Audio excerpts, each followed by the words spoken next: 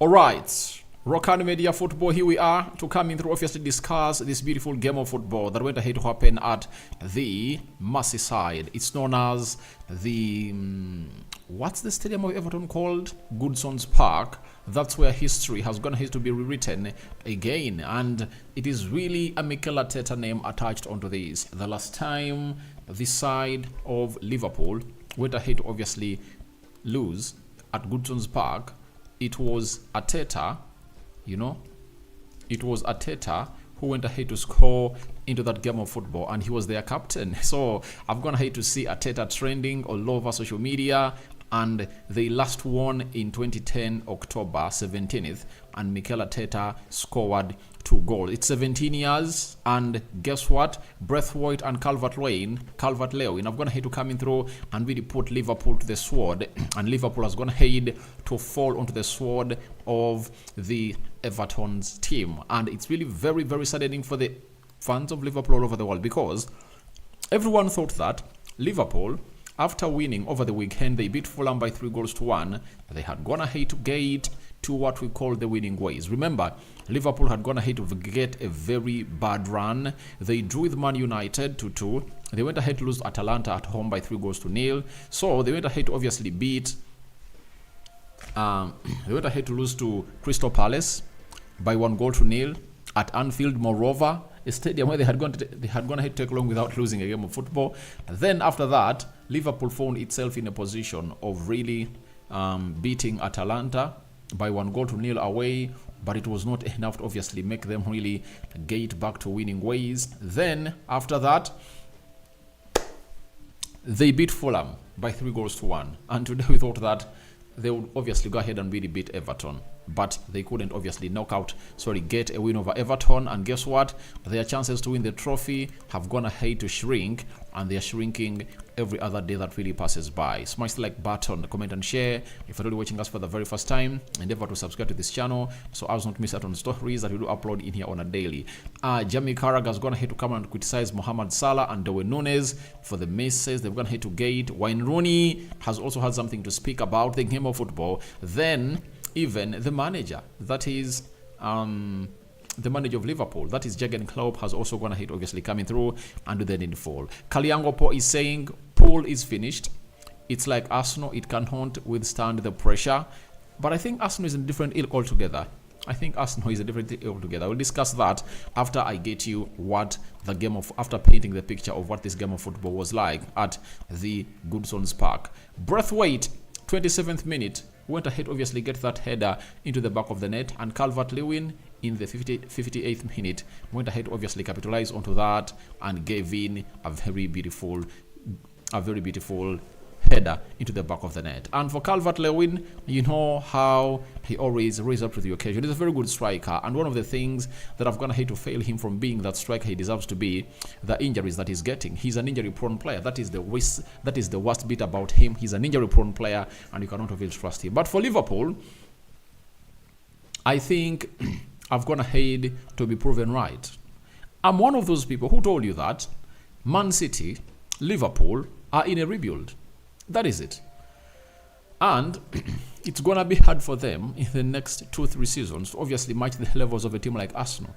I tell you, Arsenal is just 3 players away from really becoming the player, from really becoming the team they deserve. If Arsenal gets in Zubimendi, it gets in Douglas Luiz, and maybe an Olise, it will be done and dusted. It will be done and dusted, because people have always gone ahead to call about a number 9, but look at Kai Havertz, 11 goals in the Premier League. And this is his first debut season at Arsenal, meaning that if he starts a fresh season at Arsenal, leading that number 9 role at Arsenal, he can really get in 20 Premier League goals a season. So Arsenal has to strengthen these other departments that are really looking weak, especially in the midfield, because Thomas Partey and Jorginho might be leaving, and that side of Bukayo Saka needs to be strengthened, because for the side of Martinelli, Trossard has already gone ahead to give him a run for that position. So when you look at Man City, they lost Ilkay Gundogan, they lost Riyad Mahrez, they lost Gabriel Jesus, they lost Raheem Sterling, who else? They lost Cancelo, and all those players were really very important into their style of play. Why? Jesus was a multi-dimensional player who could play as a left forward, right forward, and sometimes lead the line. Sterling could play as a left forward or a right forward and sometimes lead the line. And João Cancelo, he's a player who could get Man City like 10 goals a season and like 10 assists. You get? For a person who has a GA, that is goal and assists, combined a season that tally to 20 and is playing as a right back or left back, if you let him go, you need to get in a right replacement. And all the players that have gone ahead to leave the side of Man City, I think only one has gone ahead to be replaced. That player is Kun Aguero, because in Kun Aguero, they brought in two good center forwards. That is Erling Haaland and Julian Alves. But ever since Fernandinho left, they haven't gone ahead to find a replacement. You get? They haven't gone ahead to get a replacement for Fernandinho because we can all admit that Calvin Phillips has failed. You know, Kovacic doesn't look like he's going to fit that style of Pep Guardiola. Maybe Matthias Nunez, he might really fit into that like a glove. You know, they haven't got a replacement for Riyad Mahrez. That is it as Man City. And Ika Gundogan, replacement not yet. That's why they want to go in for Douglas Luiz and Olise, because they know how important those players are to their team. So their creativity of Liverpool is down. Sorry, of Man City is down. That's why I stand here and tell you, Man City is going to drop more points. I tell you, Man City is going to drop more points because that team is not like the team they had last season. You get? Riyad Mahrez could create a moment of magic from nowhere. You know? Ika Gundogan, you know how he carried that team in the previous 2 seasons, especially in the final bend of the season, by scoring in very good goals that could see to it that Man City gets themselves where they deserve to be. Let's go to Liverpool. When you look at Liverpool, they've gone ahead to really have an exodus of very many players.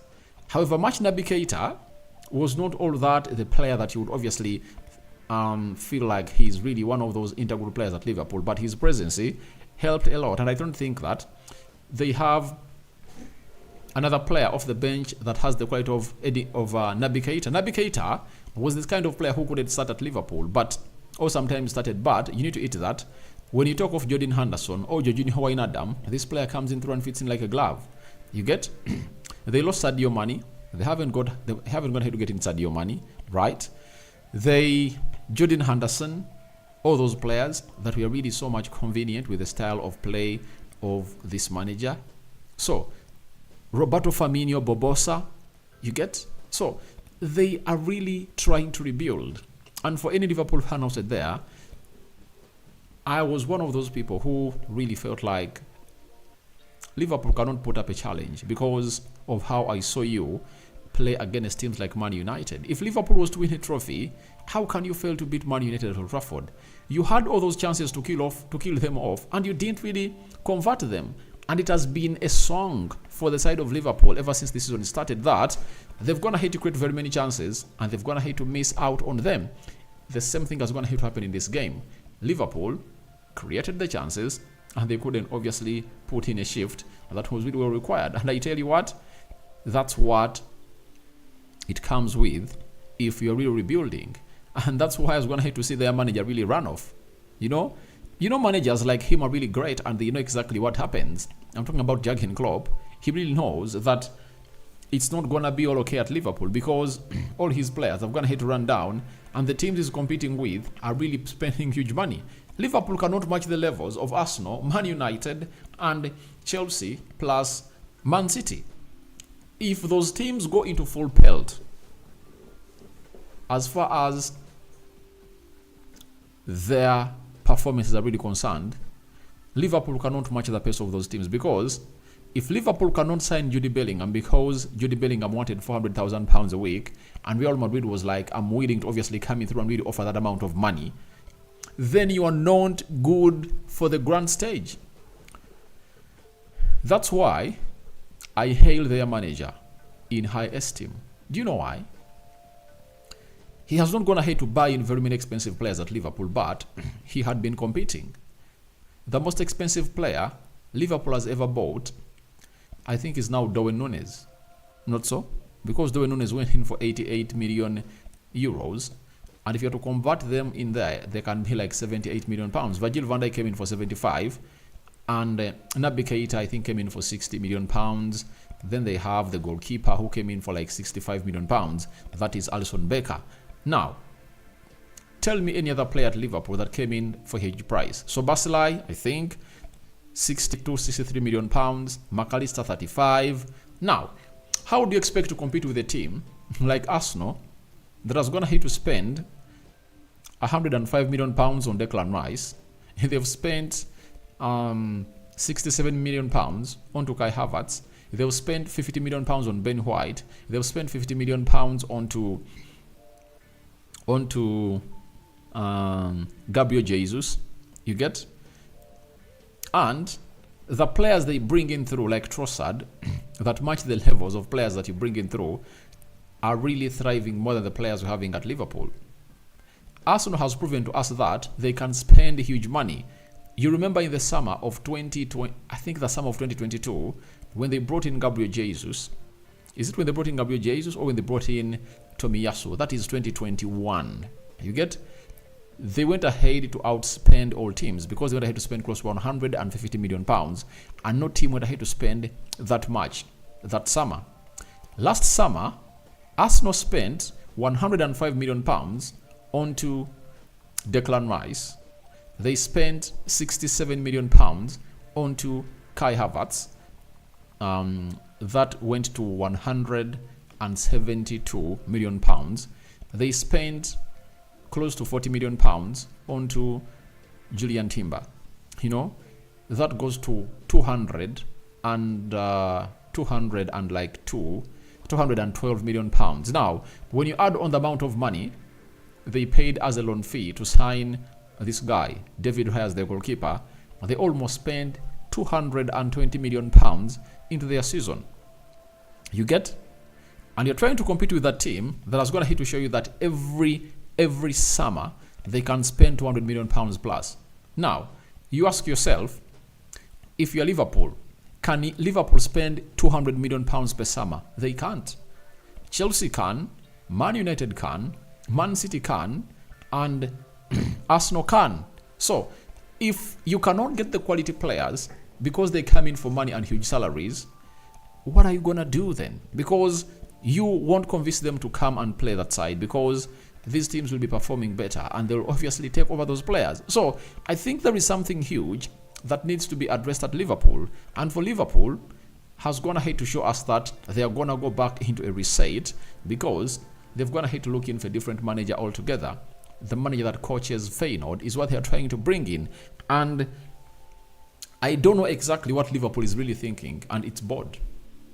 I'm really perturbed and shocked about what their thoughts are about this season. So, it's really very bad that such things are really happening here. And I tell you what, I feel like the board of Liverpool is really very, very, very weird. One of the reasons I came out and really gave here that the reason as to why this manager is leaving of Liverpool, it's all about the FSG, the owners of Liverpool. I came here and I told you that FSG wanted to sell Liverpool. You get? But they turned their heel. And I think that was the hugest red flag for the staying of Jurgen Klopp. Because you need to eat that they cannot go out and really get in the players they want. You get? Because FSG is not that side of team that can really get in to really pump a lot of money in the team. That is it. They have a very good football hierarchy, but they haven't gone ahead to put in a required shift to bring in world-quality players. Because Jude Bellingham was willing to come in through to play for Liverpool even if Liverpool was not playing in the Champions League. That is it. But he failed them. He failed them because they said, we're not going to break our salary cap. But Jude Bellingham might lift the Ballon d'Or this year. So you miss out for signing a Ballon d'Or winner or the player of the next generation who might be one of the best players for the next 10 years because of just £50,000. You are willing to offer £350,000, but because you never wanted to really humiliate Salah, you went ahead to obviously say, no, Salah should be our best, highly best player. But tell me what, Salah is in the past. Salah is in the past.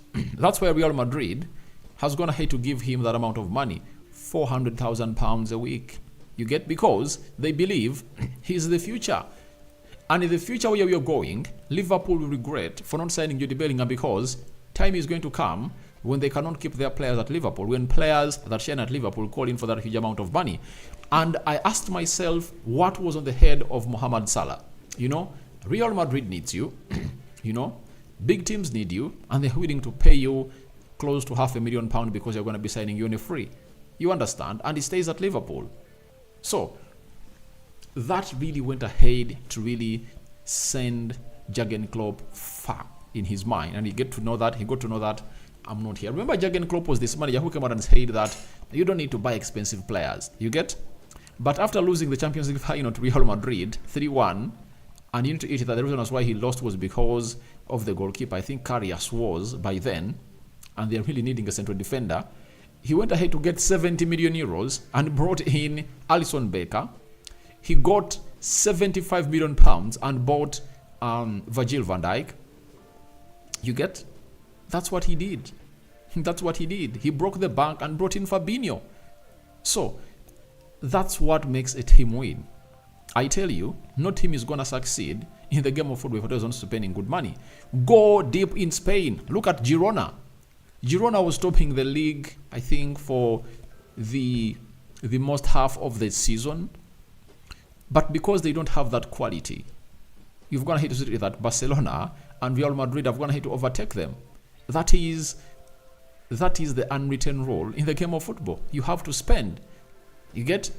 You think Pep Guardiola can really go out and really scout players who are not expensive and really comes out and competes to win the league, you know? To win the league, win the Champions League. He cannot. He needs to get in the best of the best to obviously get himself along in all competitions, because I've always told you here that iron sharpens iron. So I think Liverpool is facing a very huge problem because their board hasn't gone ahead to agree to it that they need to spend huge on players. It's going to be hard for them to really go out and really be the Liverpool they were, because when you look at players like Fabinho, when they're no longer at Liverpool, Sadio Mane, Firmino, you get? You really feel the gap of what those players could offer. They're not big haters. You get? Thiago Alcantara is injured and I think he's going to leave. You know? There is Jordan Henderson. Those players were really huge influences at Liverpool, and they're really fighters. So, however much Liverpool had started off their rebuild, and it had obviously reached like 60% of completion, when the new manager comes in through, that is going to go back to zero or square one, and Liverpool have to bring in more and more players, and this manager will need a very huge budget to operate. You understand? So, Liverpool is really having huge problems. I'm going to really bring you what Virgil van Dijk is going to need to say, but Liverpool is really, I think for me, this is the ender. This is the ender of them to compete in the trophy, because when you look at their next fixture, as Liverpool, they are playing against West Ham, and they are playing away at West Ham. Do you think this demoralized Liverpool is going to go at West Ham and really pick points there? Because West Ham played at Crystal Palace and they got annihilated, I think by 5-2, where Ebelechi went ahead to score a bicycle kick. They lost 5-2. And I think it's going to be time to really get themselves to winning ways. And I think the best Liverpool can get there is a draw. For me, that's what I really believe. I don't know what your thoughts are, but I believe the best they can get is going to be a draw into that fixture. Now, before I take you through what Calvert Lewin is going to say, Virgil van Dijk and very many others, let me bring you what the stats were at the Goodison's Park. 16 shots by Everton. Liverpool had 23. 6 shots on target by Everton. Liverpool had 7. 23% ball possession by Everton. 77% ball possession by Liverpool. It shows you that Everton went ahead to surrender possession to Liverpool. You remember that game of Newcastle versus Tottenham Hotspur, where Spurs went ahead to dominate the ball, and Newcastle had 27%, but went ahead to really emerge as the winners with a 4-goal margin. you know, and they scored 4. Spurs, that had lion's share, went ahead not to score any. And this time round, Liverpool had the lion's share, and they couldn't obviously convert all those goals. 222 passes completed by Everton. Liverpool completed 711, 64% ball possession by Everton. Then 64% passing accuracy by Everton, 88% passing accuracy by Liverpool, 6 fouls by Everton, 13 fouls by Liverpool, 0 yellow cards to Everton and 3 yellow cards to Liverpool, no red cards issued to either sides, 4 offsides to Everton and 1 offside to Liverpool, 4 corners to Everton and 13 corners to Liverpool. It shows you how Liverpool are going to drop off, because they're among the top 5 teams that are going to score goals in set pieces, with Arsenal leading that, because Arsenal is going to score now close to 20 goals from set pieces, because yesterday they really went ahead to craft out one. I think the second goal was through a set piece. They went in for a short corner, and the ball was hit at goal. Then it went to the vicinity of Benjamin White, and Benjamin White went ahead to lay it down into the back of the net. That is it. So that is how Liverpool has gone ahead to fare in that game of football. And let's go to the Premier League table and see how it's really looking. Now, Arsenal, 34 games played, 24 wins, 5 draws, 5 losses, 82 goals scored, 26 goals conceded. The goal difference is 58, and the goal difference is 58, and the goal difference is 58. Then they're having 77 points. Liverpool is second, same number of games played, right? And they've gone ahead to find themselves in the ilk of really putting in a shift of they've gone ahead to put in an ilk of really performing better, 74 points, and Arsenal is now 3 points ahead of Liverpool. So Liverpool has gone ahead to play same number of games with Arsenal. Arsenal is 3 points ahead of them. The goal difference is 15, right? Arsenal have gone ahead to score more 15 goals than Liverpool. Then Man City, 2 games played less than Arsenal and Liverpool, 22 won, 7 draws, 3 losses, 76 goals scored, 32 goals conceded, goal difference of 44, and Arsenal have gone ahead to really score more, 12 goals than the side of Man City, and Man City is having 73 points. Now, I'm always going ahead and tell you about a number 9. Now, a team that has a number 9 has gone ahead to score 73 goals, right? 76 goals. A team that doesn't have a typical number 9 that people keep calling in for, they're having 82 goals. So I think we should really move on from that. You know, certain things are really are being taken as constants by people, but the game of football has moved off from there. You know, Arsenal without a typical number 9 is going to have its goals evenly distributed, and see what is happening at them. They're having 82. Hear me out. 82 goals scored. So if Man City wins all its 2 games against Brighton and Tottenham Hotspur and Nottingham Forest, they go on top of the Premier League table. But I tell you, they have a huge way to go to obviously get into that ilk. So that's what we had coming in from that side, and I want to obviously take you through what these people are going to say about this game of football that happened down at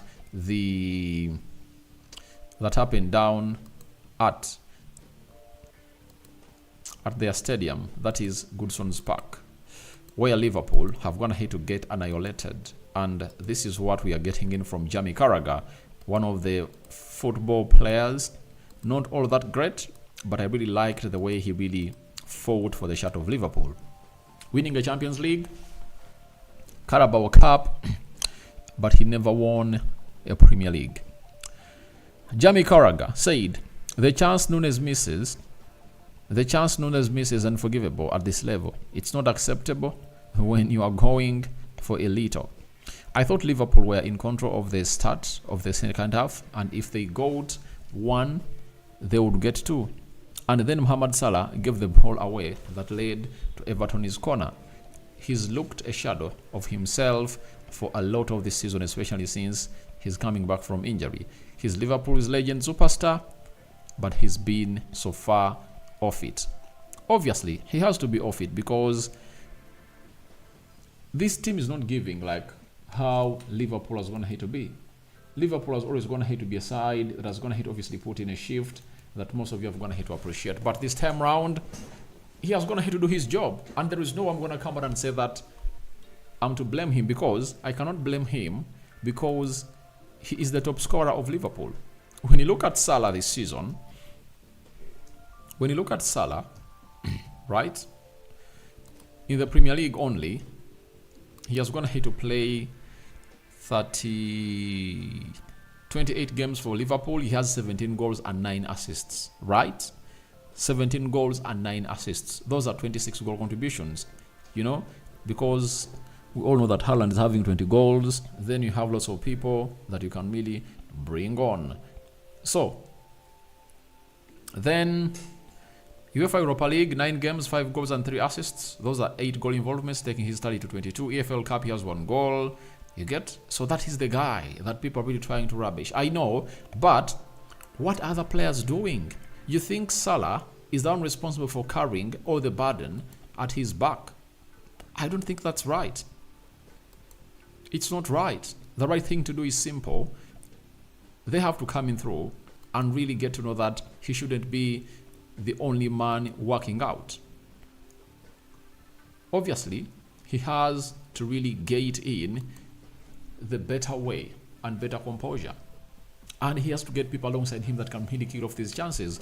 Like he used to have Sadio Mane, Firmino, Bobosa, you know, other players that Jorginho Wijnaldum, Fabinho raised up to the occasion when Liverpool went ahead to win that Premier League. That's what they're supposed to do, I tell you this.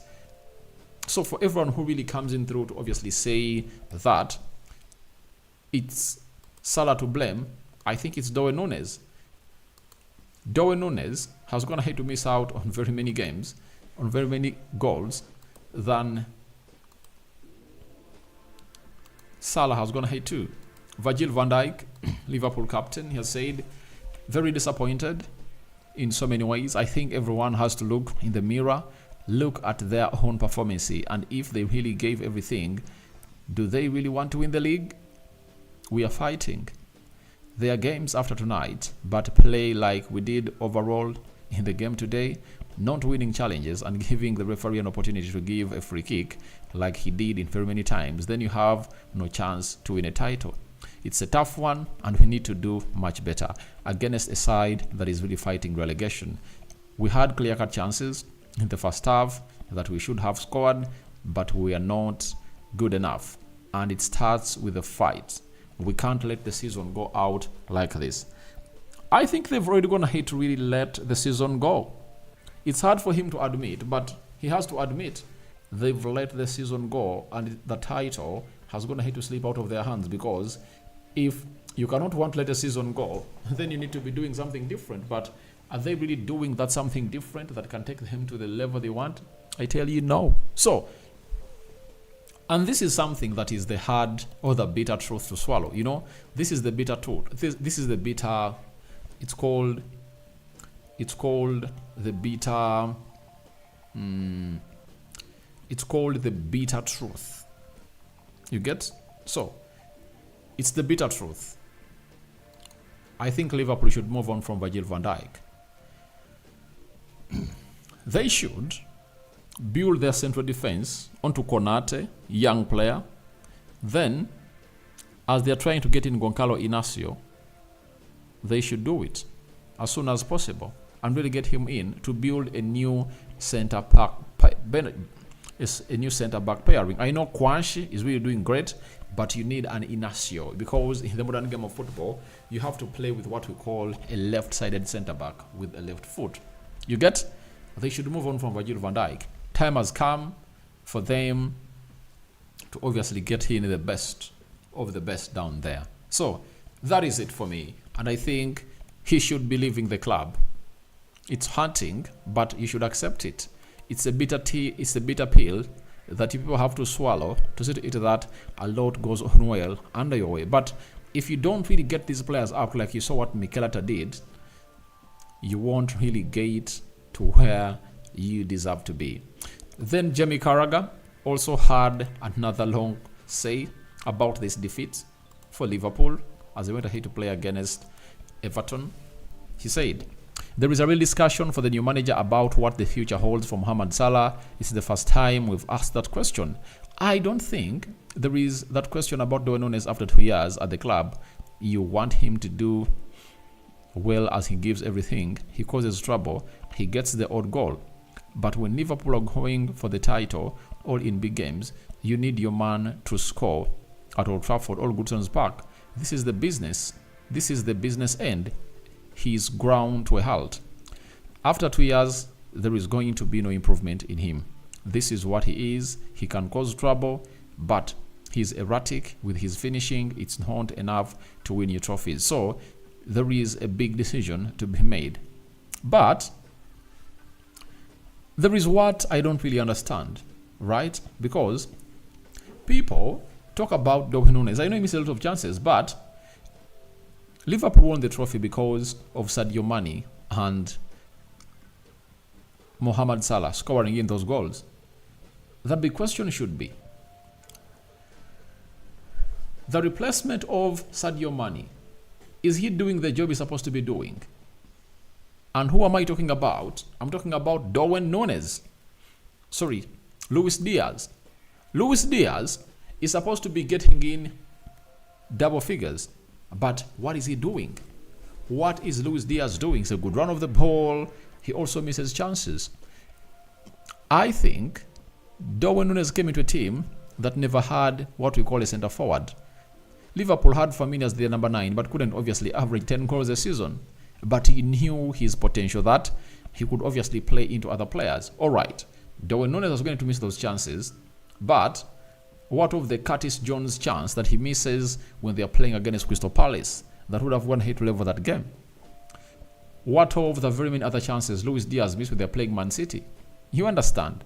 So it is written all over the wall that Liverpool is having players that are not ready for this occasion. Maybe they should build around them to see to it that they obviously get well along. But I tell you, don't just come in here and really believe that Liverpool is really okay. These players of Liverpool can play very well, but can they really hold on to the task? That is it. If you cannot live up to their task, then you are not good enough to be a player for Liverpool. Jurgen Klopp, man, has gone ahead to obviously find his last season at Liverpool abysmal. Last season, he did very badly, and he was going to turn it around, but the turnaround has gone ahead to obviously befell him. It's not really giving him the best that he wants as a manager. Every manager would like to obviously see his team really not lose out onto a trophy in the remaining games, at least on the final day, and then people will say, all right, his team went ahead to put in a shift. But right now, the team has gone ahead to implode. Liverpool's side has imploded, So they've capitulated, so we just can't wait to see how they're really going to move on to the next level in there for you. So let's go to Jurgen Klopp and see what Jurgen Klopp has gone ahead to say and what he has gone ahead to really talk about his players. He was at Old Trafford and he said, if you want to win a trophy, there is no way you play like that. You get? So he also made the point that if at all Man United continues to play like that against Arsenal, they are going to lose to Arsenal. But he never knew to it that Liverpool is going to drop more games and they're going to be off the trophy. After that, to draw there. So all I tell you is that the manager is leaving. And I've gone ahead to see pundits trying to really revert. Remember, they all said the players are really playing for the manager. I told them, people, he's not the first manager to say I'm leaving. You say, don't you think that Arsene Wenger said his goodbyes to the players of Arsenal before the season ended?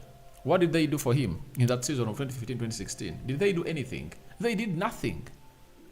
They did nothing. You get? So I don't want people to use that that as a reason, because Even Xavi told his players he's leaving, and the players are losing games. Jurgen Klopp said, I'm very disappointed.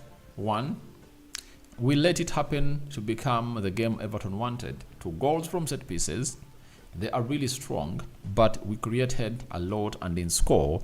Then in the second half, we were emotional and in a rush. Not really clear though. Then we conceded a second goal with the routine they do the whole season. We knew the ball was going there. We just didn't defend it very well. It was a free kick after free kick. That was part of the story. But we wasn't good enough. I didn't expect that performance, but it happened. It's not the greatest moment we are in, but you have to fight through it. Use your moments to get your momentum. We have a bit of that after Fulham, but our 2 strikers, one is injured Jota and the other is a further Gakpo. That's not helpful. So, I tell you what, he's really talking in a somber mode, but he has to obviously accept this is a result business, a result-oriented business. And if at all you don't really offer those results, I tell you what, you'll have to obviously come in through and really try to cry on. He added and said, you don't play your best football and are 2 down to a passionate, fighting opponent. We tried, but it wasn't good enough. When you win, there are 500 reasons, but when you lose, it's just not good enough. That's how it is. They must come in a very bad moment. It didn't look like it yesterday. Arsenal wins over Chelsea.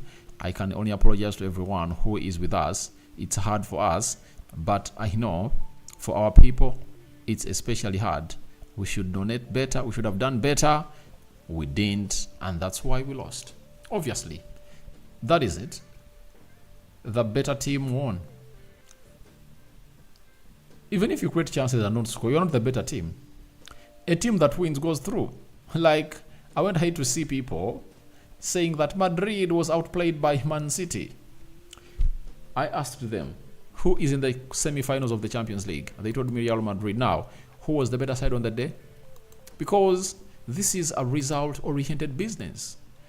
Even if you do what, and you're not really getting in those goals and really winning trophies, that's why you hear some Arsenal fans saying Mikel Arteta should leave. Because they believe he's performing, but he's not really getting them trophies. So this is a result-oriented business. Alex Isuma already, finally Arsenal is starting to breathe. Regards from Bugembe Ginger. Yeah, Arsenal is breathing, but to make that a point, Arsenal should continue winning its games. That is it. If Arsenal cannot go ahead to win all its games, then all these losses to Liverpool won't matter. The loss of Liverpool will matter if Liverpool wins against Tottenham Hotspur on Sunday. If they don't win, I tell you, don't expect the best from them. So, that's what I had for you here. Let me see how you guys have gone ahead to vote here. Is Liverpool still in the title race? I've gone ahead to see to it that. They are saying Liverpool, 73% are saying no. Liverpool is out of the title race. 26% are saying yes, they are still in the title race. Now, I think Liverpool hasn't gone ahead to give themselves a chance. That's what I'm seeing. Because they are really looking bad. You know? And this is not the Liverpool we've gone ahead to get used to, especially in the remaining games of the season. Liverpool could win like 13 out of 14. You get?